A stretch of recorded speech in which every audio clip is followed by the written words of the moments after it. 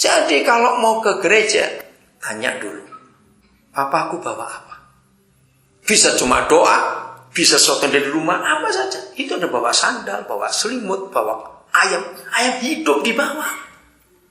Ada yang perlu ternyata di situ. Jadi persembahannya bukan untuk pendetanya, dibagi sama-sama di situ. Begitu ada orang susah, gak usah diminta. Pokoknya begitu dengar orang susah, orang sakit, yang namanya anak Tuhan gak perlu diminta. Datang sudah. Siapa gak terhibur dalam keadaan susah seperti itu? Gereja jadi jawaban buat mereka. Maka itu Lukas 15 terjadi atas mereka. Surga bersukacita. Maka itu berkat Tuhan nyata. Oke, saya lanjutkan sekarang. Jadi kerinduan Tuhan itu supaya orang-orang itu diselamatkan. 1 Timotius 2 ayat 4. Ayo gereja, mulai hari ini kita pikirkan ini. Kalau ada di antara saudara sampai hari ini masih mencari apa sih kehendak Tuhan, apalagi ngerajin puasa untuk cari kehendak Tuhan, hari ini stop. Jangan puasa untuk cari kehendak Tuhan. Kehendak Tuhan gak perlu dipuasai, sudah tertulis jelas. Ngapain pusing cari-cari lagi? Anda silakan baca. Iya. Yang menghendaki. Siapa yang menghendaki? Bapa di surga. Menghendaki berapa orang? Semua orang. Diapakan? Diselamatkan dan memperoleh pengetahuan akan kebenaran itu. Dengar gereja. Tidak ada sepotong pun ayat di Alkitab, apalagi satu ayat. Dengarkan baik-baik. Mau marah-marah. Tapi saya mau sampaikan, tidak ada satu ayat pun atau sepotong ayat. Kalau sepotong tahu, entah seperempat atau seperempat itu istilah saya, yang mengatakan bangunkan gedung gereja untuk aku. Tidak ada ayatnya. Yang ada adalah ini, yang menghendaki supaya semua orang diselamatkan. Saya tuh pernah menghitung sudah, kira-kira 70% yang dikerjakan oleh gereja zaman sekarang itu tidak ada di Alkitab. Itu 70%. Bayangkan betapa jauhnya salah kita sebagai gereja. Dan salah satu contoh adalah ayat ini. Tidak ada perintah untuk bangun gedung gereja, tidak ada. Jadi seharusnya nggak penting gedung gereja. Lagi sekali mau marah-marahlah. Saya tidak pernah bangun gedung gereja sampai hari ini. Saudara, maaf kalau saya ceritain. Agustus yang lalu saya mensyukuri 37 tahun saya jadi hamba Tuhan. Dan selama 37 tahun jadi hamba Tuhan, saya nggak pernah bangun gedung satupun. Karena nggak disuruh. Tapi saya bangun gereja.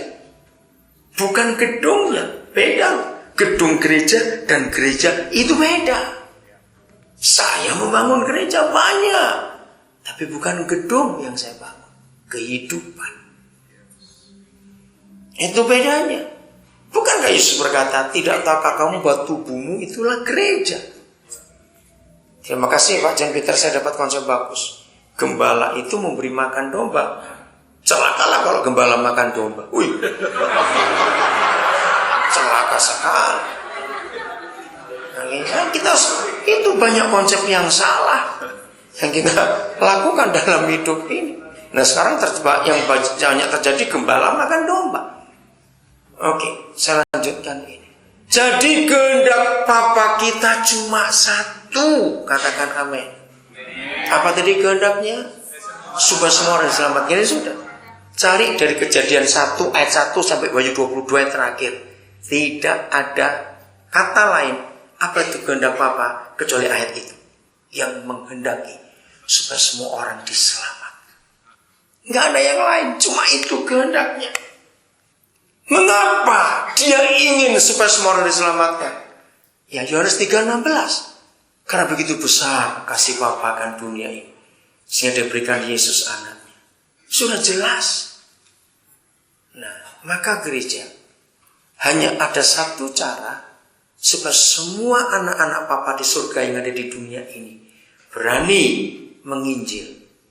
Harus kembali kepada konsep gereja rumah. Karena kita ngundang orang ke rumah kita. Kemarin, kalau saudara datang, kan kemarin saya di Bandung. Hari ini anak saya sudah pulang kembali. Saya bawa satu anak yang saya tebus dari Nusa Kambangan. Kemarin dia telepon istri saya, karena waktu itu kami pelayanan suami istri bersama tim ke Nusa Kambangan.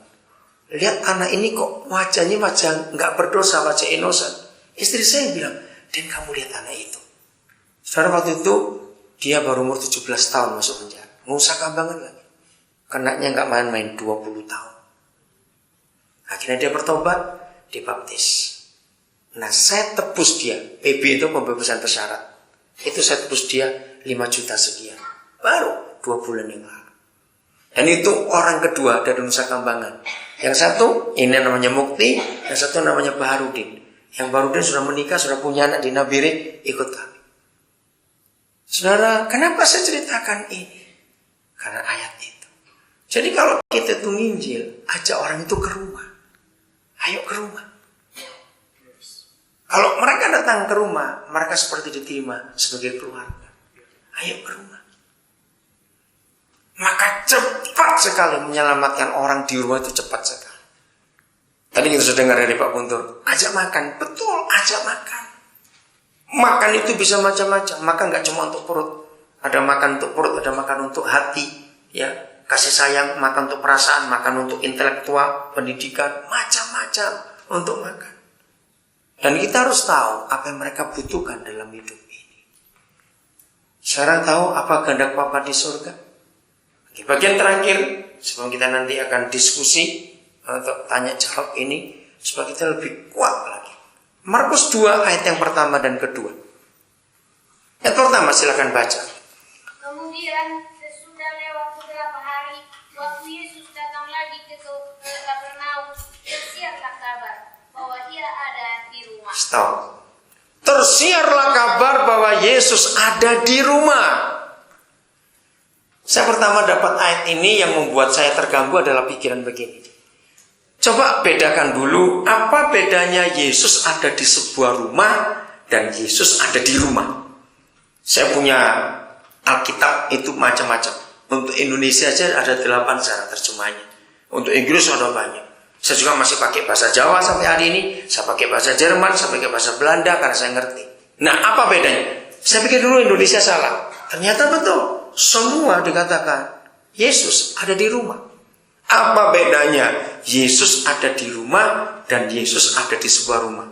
Apalagi kalau bedanya, apa bedanya Yesus di gereja? Nggak ada dia. Itu aja jawabannya. Dia adanya cuma di rumah, nggak mungkin di gereja, percayalah. Maka itu sangat salah kalau pendeta berkata, inilah rumah Tuhan. Salah.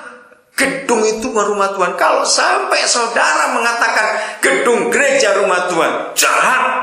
Jawabnya di mana? Selesai kebaktian, dia kesepian, dikunciin di situ. Belum betul tidak? Salah. Dia nggak pernah tinggal di gedung gereja. Katakan amin, cepat. Mereka kita nganggap gedung gereja rumah Tuhan, bertobat. Itu salah. Oke, apa bedanya di sebuah rumah dan di rumah? Cepetan.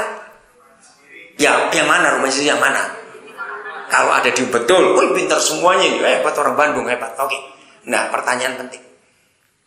Dia ternyata memang ada di rumah. Berarti dia di rumahnya sendiri. Nah, walaupun tidak semua saudara, bukan menghina, saya cuma ngomong. Walaupun tidak semua saudara pernah meneliti 4 Injil, tapi paling tidak tahu sepintas. Menurut saudara, walaupun saudara belum tahu betul, pernahkah Yesus kontrak rumah, nyewa rumah, apalagi beli rumah? Pernah tidak? Nah, kalau gitu salah dong ayat itu. Tersiarlah kabar ketika dia ada di rumah. Itu menarik diteliti, saudara. Padahal dia nggak pernah beli rumah. Harusnya kan tersiarlah kabar ketika dia ada di sebuah rumah. Tapi tidak. Semua terjemahnya mengatakan dia di rumah. Apa kesimpulannya? Ternyata Yesus memang ada di rumah kita masing-masing. Ayat 2. Apa yang terjadi kalau Yesus ada di rumah? Itu menarik sekali. Coba ayat 2.